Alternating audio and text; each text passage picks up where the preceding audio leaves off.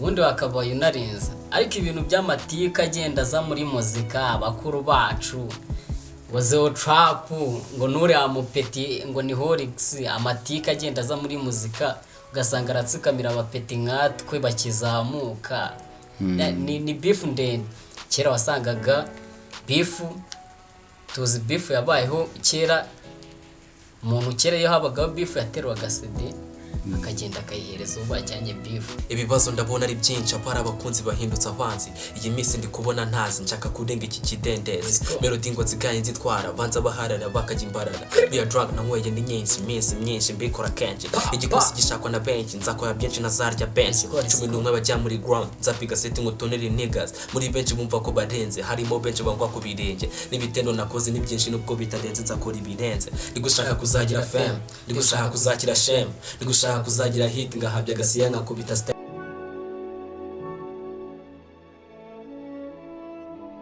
Yes, reka nizere ko mumeze neza cyane, reka nizere ko abakunzi bacu aho muri hose Uwiteka abarinze cyane. Ni The Creator Erica Blessing, chairman w'icyaro n'andi menshi atandukanye. Rero murabizi ntago muhema kugira ngo mbagezeho ibintu byinshi bitandukanye ndetse byiza cyane. Uyu munsi murabona ko muri studio ntari njyenyine ahubwo ndi kumwe n'abasheni babiri. Reka barakuze batangire bibwira abadukurikiranye. Karibu n'abasaza mwivuge rwose. Duhereye iruhande rw'iburyo hariya kamujene hariya kabisa wambaye akantu mu mutwe atangire yatwibwira. Dumupeti usazwa n'umuziki nyumvaho gato gonurira igiti. Dumupeti usazwa n'umuziki nyumva ndi kurya kubiba umusigi. Dumupeti usazwa n'umuziki nasize famille kubera umuziki. Dumupeti udakunda amasugi nasize famille nkunda umuziki. Ya Oxboy man. Yes, bamwita Oxboy. Oxboy rongera ngo muramwumvishije muri kwa kundi muri yansuzanyo. Witomva ko ari umuhanzi koko. Reka twegere na mugenzi we natubwire ngo ninde. Morgan Freeman, rapper man. Amakosa nakoze ni menshi kandi imibare nabaze ni myinshi. Amadroge nanyweye ni menshi gusa nivura Gacuma FM. Aba friend nagize ni benshi gusa na numwe wankaraze keshi. Bitch naliye ni menshi gusa siyane HIV. Muzika ya Midway Devil nuko nali ndimo track iyi level. Ibibazo byabaye umusego nibwo naryamaga ndota ibisigo. Espuri nahawe ni niga natoye n'isomo ryo kwita mama wanjye akicararira. Let's go. Sigiri. Ewa nabasheni rero murumva ko bafite kabisa icyo bita rap ndetse n'umuziki. Baraje badusobanurire mu buryo butandukanye. Mwese muzika yanyu mwayitangiye ryari ko numva muri abo raperi uri umuraperi uri n'ubushara ukuntu akubitamo babita Oxboy ndetse na Morgan Freeman. Abasaza mutubwira urugendo rw'umuziki rwanyu mwawutangiye ryari bimeze byifashe bite? Ni kariya ndende ya danje, ibintu byatangiye kera, byatangiye zamani tukiri abana. Kuko ni boro zatangire primaire, twiga primaire turi batoye cyane batoye. Kuko hari akaririmbo twanditse primaire ubundi twiga primaire P2. P2 nibwo bari batangiye kutubonamo impano kabisa kuko ibintu twabikoze ari kera cyane. P4 noneho dutangira gukoma mu kigo bakajya batumenya turi abana batoye. Imyandikire yahereye kera.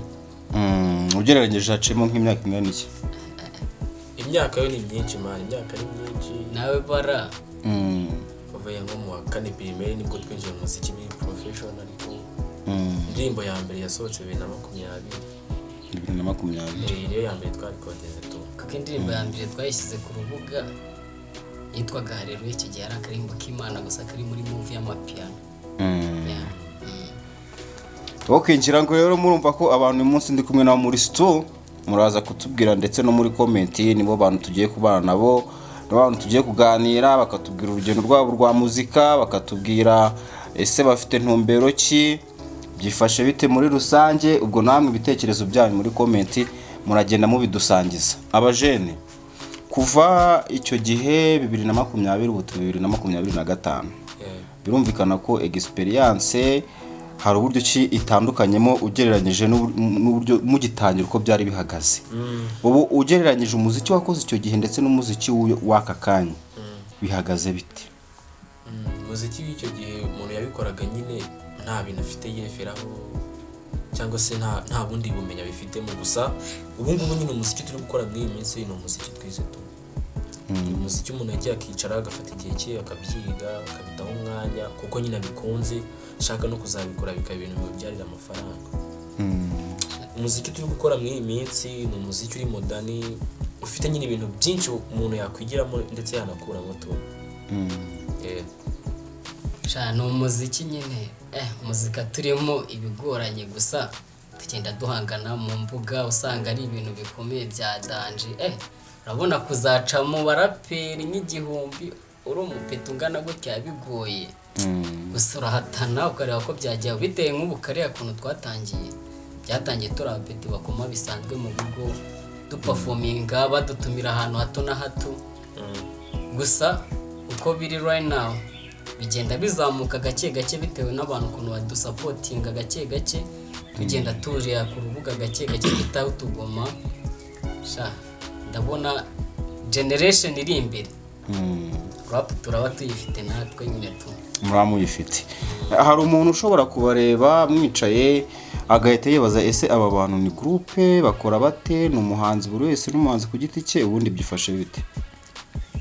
Sometimes dutamo nka groupe tukaba dufite, iyo twatayemo groupe aba ari groupe, ariko none tukagira buri wese ku giti cye agakumukwe. Anytime hari igihe dukora nka groupe ubundi tugakora buri wese ku giti cye nyine tu ku giti cye. Ushatse kuvuga ngo buri wese yaprodinga kuri channel ye iyo tutakoranye tu.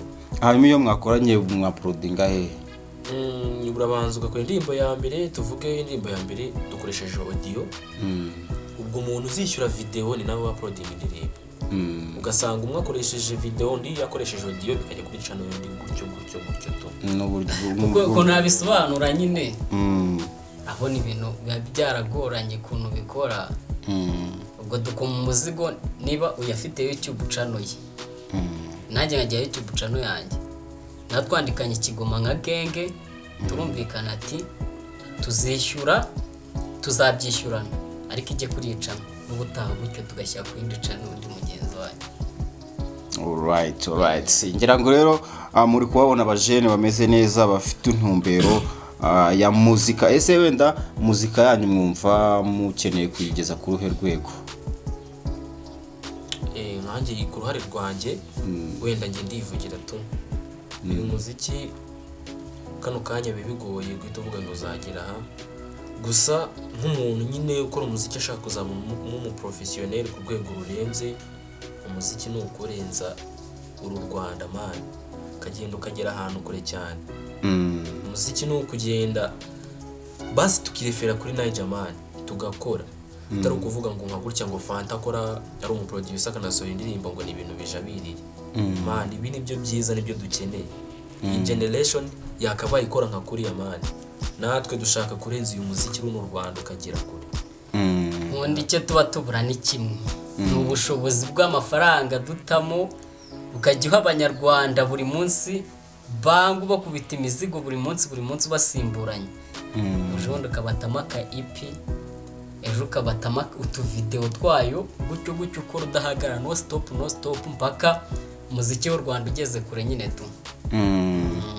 Ariko njya numva ngo umuziki nyarwanda ngo ubu urimo ukuntu ngo utuntu tw'udushari cyane, ibyo bintu mwe mubibona mute? Umuziki ubundi wakabaye unarenza, ariko ibintu by'amatika agenda aza muri muzika, abakuru bacu wazeho trap ngo nuriya mupeti ngo ni Horix, amatika agenda aza muri muzika ugasanga aratsikamira abapeti nkatwe bakizamuka. Ni beef ndende. Kera wasangaga beef, tuzi beef yabayeho kera, umuntu kera iyo habagaho beef yaterwaga CD akagenda akayihereza uwo bajyanye beef, ariko ubu ngubu nuko bikora bijabiriye ku mbuga, ugasanga ari guhagarikira abandi bapeti, ugasanga barabafunze, ugasanga ni ibibazo bihaso nyine tu. Ese wenda tuvuge nkamwe muri kuza muri muzika mufite intumbero kugira ngo muzika itere imbere, igere kure hashoboka nyine muri rusange. Mwebwe wenda tugarutse kuri ibyo bintu by'amatiku ndetse n'amashyari bikunze kugaragara cyane muri muzika nyarwanda, mwe ni nk'ikihe kintu muje guhindura muri muzika yanyu kugira ngo ibi bintu byanyu bigeraho bigera ndetse birenge n'imbibi? Ikintu cya mbere buriya mu bintu umuntu aba akora, buriya buri wese agira umwihariko we, akagira n'akantu arusha abandi. Uyu muziki ikintu tuje guhinduramo, akenshi mu Rwanda tujya tubona abantu kugira na collaboration ari ibintu bisa nkaho bigoye mu kuntu, ugasanga umwe aravuga ngo kana kashaka kumfatiraho ntabwo twakorana, ugasanga ariyo banakoranya akora ibintu ugasanga nyine akoze wenda igitero cyo kumwikiza tu. Gusa ibintu tuzanye ni ibintu bisa nkaho biri advanced muri mode runaka. Nk'urugero tu, ugasanga nkoranye indirimbo na Morgan, ugasanga nsubiye inyuma nkoranye n'undi mu artiste, ariko ngakora indirimbo ije ifite icyo igamije, ije ifite icyo ije guhindura. Uburyo uzakora indirimbo nyine itanga ubutumwa byibura mu ngeri zose. Muri make ni imyandikire iri hayi bya danje. Ujye ufata imyandikire, niba ari urubyiruko rukisangamo, nukore songe y'urubyiruko gusa, ugakora banga. Murabizi Chris z'ibinadukoma ni umwafrobeat, ariko ngiye mubara nk'umuraperi n'ubundi. Murabizi Chris yagiye kwandika banga isohoka ubona ari ingeri yose, uburyo n'umuntu w'umukecuru yumva indirimbo akayifiringa ukwe, umupeti yayumva mutoya ukiri kwibere ugasanga arayizi, kandi ugasanga natwe generation yacu y'urubyiruko nk'amagenge tuyisanzemo. Apana gukora indirimbo iri muri move imwe, ahubwo ifite imyandikire ingeri zose zisanga muri. Ibyo nibyo twiteguye twebwe kuzajya tubatamo buri munsi. Yes, ngira ngo rero murumva ko bafite intumbero nziza, bafite ahantu bashaka kugeza muzika yabo. Ariko mbere yuko tujya kure, reka nze nongere mbisabire babanze badukubitira kandi kantu, wenda hari nk'akantu bashobora kuba barigeze gukoranaho, kumvishe ko bari imizigo bajya bakorana badukubitira kandi ga freestyle, ubundi tubone twakomeza. Tubakubitire freestyle ku ndirimbo yitwa Fame, yakorewe muri Jabrez Music, mixing mastering ni Oxybanga Prod, ariko recording ni ya Answer. Ibibazo ndabona ari byinshi, apara abakunzi bahindutse abanzi. Iyi minsi ndi kubona ntazi, nshaka kurenga iki kidendezi. Melody ngo zigaye nzitwara, banza baharara bakajya imbarara. Biya drug na nyweye ni nyinshi, iminsi myinshi mbikora kenshi. Igikosi gishakwa na benshi, nzakora byinshi nazarya benshi. 11 bajya muri ground, nzapiga set ngo tonere niggas. Muri benshi bumva ko barenze, harimo benshi bangwa ku birenge. Nibitendo nakoze ni byinshi nubwo bitarenze, nzakora ibirenze. Nigushaka kuzagira fame, nigushaka kuzagira shame, nigushaka kuzagira hit ngahabya gasiya nkakubita stage. Nigushaka kuzagira fame, nigushaka kuzagira shame, nigushaka kuzagira hit ngahabya gasiya ngakubita stage. Amakosa nakoze ni menshi kandi imibare nabaze ni myinshi. Amadrug nanyweye ni menshi, gusa nivura gacuma FM. Aba friend nagize ni benshi, gusa na ntumwe nkaraze keshi. Ama bitch nadiye ni menshi, gusa siyane HIV.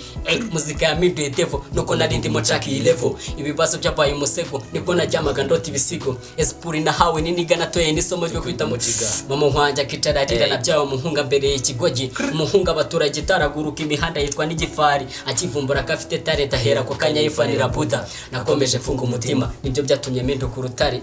Nababaje kenshi na haters, nibyo byatumye nongera ubukare. Uru rwango cyemoramo kenshi nirwo rutuma njye mpinduka strength. Hari froze ndiziri safe, tuzabaho umunsi twafashaga famous kena muzika ndabona iri kwa, kandi nasiba gutamo ubuhanga yewe nipaka matina gahanga school.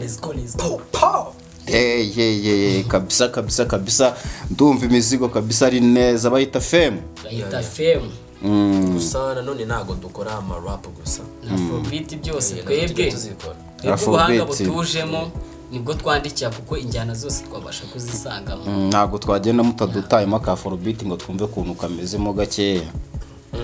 Nk'urugero hari akarimbo njya nkunda ko murora umudo wanjye witwa Yampano, mw'iyi minsi arimo arabikora. Ro mujeni ahubwo arimo aradutamo fresh. Nk'indirimbo ye iherutse kunyica niyo bita si ibyanjye. Iravuga ngo suko atahoraga ba Masai, agusa yahoraga nzenguruka, ahora muri parties we n'imbogo zimunywesha Danhill. agahora yisomesha Bible akabipostinga, habe no gutekereza, yahise agenda nta gutekereza. Ndi kurushaho kumukunda cyane, yafashe ubwonko, rubanda bari barambwiye ko nzabigwamo, nyamara gukunda si ibyanjye, nibijya bimpa agahenge, nananiwe si ibyanjye, nasanze bandusha ubwenge. Sifa we wambonye izindi size uranyihorera, zwelale ukuntu wari keza utarananira. Sifa we wambonye izindi size uranyihorera, zwelale ukuntu wari keza utarananira. shaka bisa hari ukuntu abajene nk'umuntu ajya mukoma ugasanga ngo ntago ngo nasubiramo ngo akaririmbo k'umuhanzi ngo mugenzi wanjye. Ibyo bintu mwebwe mubyumva mutubundi wa mugana? Ibintu n'ibyo rero babyita ubunararibonye buke mu muziki tu. Hari igihe umuntu akora ikintu ugasanga uri kwifata kugira ngo umwereke feedback, ugasanga uri guhisha amarangamutima yawe. Ibyo bintu ntabwo ari byiza. Gutya nkora umuziki, bagakora umuziki nitudasapotinga na se byagera. Ibintu nk'ibyo ntacyo bimara tu. Ubundi igiye kuntu mbibona muri iki kibuga, ikintu cyica rero abahanzi b'abanyarwanda ni iki ngiki. Niba yumvishe banga irenze ye, ahubwo ashaka kuyisebya ko itari hejuru ye. Niba wumvishe banga nziza, gute ahubwo utayishyigikira ukavuga ati iki gikorwa, kuko twese tuba turi abanyarwanda, tuba dukeneye ngo umuziki wacu ufate East Africa, nka kuri aba Diamond urabona ko baradufashe. Umuziki wacu rero niba wumvishe banga nziza, gute utayizamura ariya mugenzi wawe, ahubwo ukajya kuyisebya ngo ni igishishuzi, ni kava ngo y'ahandi hantu ko nibishishwa. Gute se utakora banga nziza ukirenze ukayitumura ikagira kure, mwese mugasapotinga, nawe utawakora bakayitamo, utagize jaruzi, ahubwo mwese mugasanja mu kibuga. Ese ubundi wakwikorana entertainment uri umugira ngo ntabwo byashoboka. Reka iki kibuga ubundi ni mwese mugikoremo musagambe. Mukomojeho kuri entertainment mu Rwanda ukuntu iri kwitwara, hari amakuru ari kugenda avugwa menshi atandukanye. Hari abantu bari gushakira hit ku ewan mu mazi no mu muriro. Urugero nk'uyu mukobwa bita Ishanga, Baritazarienne, ngo ni Baritazarienne, Baritazatrice nimba ari iki. Ariko se mwebwe nk'abantu abahanzi muri kuza mu ruhando rwa muzika, mufite aho mushaka, mufite indirimbo zubaka zifite ubutumwa mushaka kugeza mu rubyiruko, mu banyarwanda muri rusange, biriya bintu mubivugaho iki? Mwabibonye mute mwebwe? Imihanda rero ikomeje kugorana none. Urawe noneho Wishanga yanyishe rwose, none y'imico iri kuza mu Rwanda, hiti zigushakirwa hasi hejuru. Kugira ngo noneho icupa, kwigirisha icupa numva ni ikibazo. Ni ibintu n'ubusazi byadanje. Showbiz wa mugani wa tonalite badupima ikintu cyitwa twese, ahubwo badupime, twese batunyuremo, twese badupime mu mutwe wabona wasaba buri wese asigaye afata akantu ke. Wasaba buri wese uri gufata ikiyobyabwenge cye mu buryo bwihariye. Urebye inyuma entertainment yishe ibintu byinshi, none byari byarishe inyuma nibyo biri kuza mu kibuga. Yamabanga none yari kuza. None hari umujene ugeze kubikomoza, haravuga ngo uyu mwaka turabona ikintu cyitwa ibintu bijyanye no kugaragaza utuntu tw'amabanga bagiye batsimba batwihishahisha, tugenda tumenya kila muntu nyine buri muntu tugenda tumenya ibye, buri muntu wese uri muri entertainment. Kandi koko natangiye kubona ari byo byatangiye kugorana ku mbuga. Baritazarienne avuye kuri ntuza y'Ishanga man, none ahise agera kuri Heineken. Ubundi muri entertainment ikintu bari gushaka kuzamukira benshi ni igisebo, kandi ibishegu bisa nkaho kandi byangiriza abantu, byangiriza urubyiruko, byangiriza buri muntu wese, kuko biriya ntabwo ari ibintu byo gushyigikirwa. Buri urushaka hiti wakaba ukora ibikorwa bizima bakagushima, cyangwa se bakakunenga ukamenyeraho ukiga. Ariko ibintu nka biriya cyena menya hari nk'imeruka ariko nabibonye. Ni nimeruka ibintu Perezida w'u Rwanda perezida umusaza twemera yemeye akajya mu rusengero ati ngiye gupfukamira u Rwanda sengera aba bana b'abanyarwanda babikaze mwana ikibuga cya biba byagoranye cyane birakaze cyane. Gira ikintu umuntu ugira icyo ubwira umuntu wenda muri iyi minsi ushaka nawe kwinjira entertainment akaba arimo arabona iyi mico igiye irimo imeze gutya, ni nk'iki wamubwira ndetse tunasozera munagira n'icyo mubabwira ku muziki wanyu bwa nyuma hanyuma dusoze. ubundi ikintu cya mbere ku muntu ushaka kumubigina muri ibi bintu ukora ibintu byiza bizashimwa n'Imana ndetse n'abantu, yego, kandi ubutumwa bujye hejuru cyane, ukore kandi ikintu kiri unique ku buryo wanagifata ukanakijyana n'ahandi hantu bakacyumva. Nkomoje no ku muziki wajya kuri channel yitwa Oxboy Official cyangwa se ukandika Oxbanga Prod, hose wambona tu. Gusa wabonaho imiziki mizima, ushaka kuruhuka, ushaka kwishima, gushima Imana, ingeri zose wazibonaho z'imiziki tu. Kandi album iraje vuba muri uku kwezi tugiye kwinjiramo mu matariki ya mbere. Album n'amavideo zazo ziraba zageze ku macano. Okay, nagira ikintu tubwira Morgan Freeman unasezera abafana.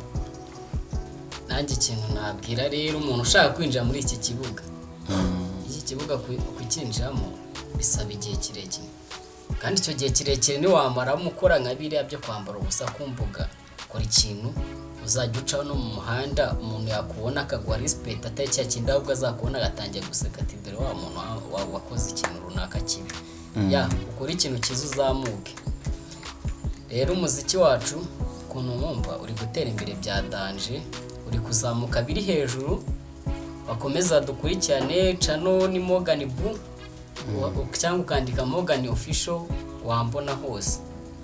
Instagram ni Morgan Bu, Facebook ni Morgan Bu. Ahantu hose ku mbuga nyinshi ni Morgan Bu wahansanga. Niko watubona nyine tu. Bakomeza gukurikirane, vuba hari album tugiye kubatamo. Irenze bya danje. Irenze cyane. Yes, ngira ngo rero abajene ndabashimiye cyane kubwo kwitabira ikiganiro. Ngira ngo murabumvishije neza cyane ko badufitiye byinshi bitandukanye imbere, badufitiye album. Reka tuyitegereze turebe ukuntu bizaba bihagaze, ariko nanabashishikariza kugira ngo mujye kuri amacano mu kumbuga nkoranyambaga zabo mubakurikirane, hanyuma muzika nyarwanda tuyiteze imbere mu buryo bwiza kandi busobanutse butazira icyasha. So yari The Creator, ciao.